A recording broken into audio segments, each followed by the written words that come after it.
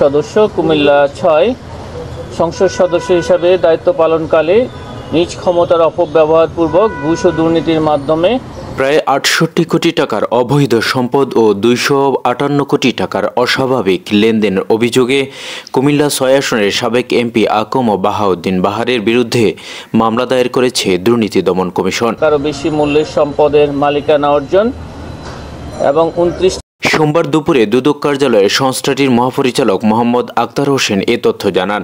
তিনি জানান, পৃথক আরও দুটি মামলা হয়েছে সাবেক এমপি বাহারের মেয়ে, কুমিল্লা সিটি কর্পোরেশনের সাবেক মেয়র তাহসিন বাহার সূচনা এবং স্ত্রী শেহরুন নেসা বাহারের বিরুদ্ধে। ৩০টি ব্যাংক হিসাবে গাত আয়ের তাহসিন বাহার সূচনার বিরুদ্ধে ৩ কোটি টাকার অবৈধ সম্পদ অর্জনের পাশাপাশি ৪২ কোটি টাকার অস্বাভাবিক লেনদেনের তথ্য পেয়েছে দুদক। একই সাথে সম্পদ বিবরণী জমা দেওয়ার নোটিশও দেওয়া হয়েছে সূচনাকে।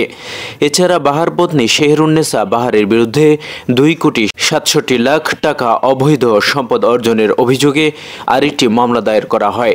ওই মামলায় আকম ও বাহারকেও আসামি করা হয়েছে। ১৪৭ এবং মানি লন্ডারিং প্রতিরোধ আইনের সংশ্লিষ্ট ধারায় একটি মামলা রুজু করা হয়েছে।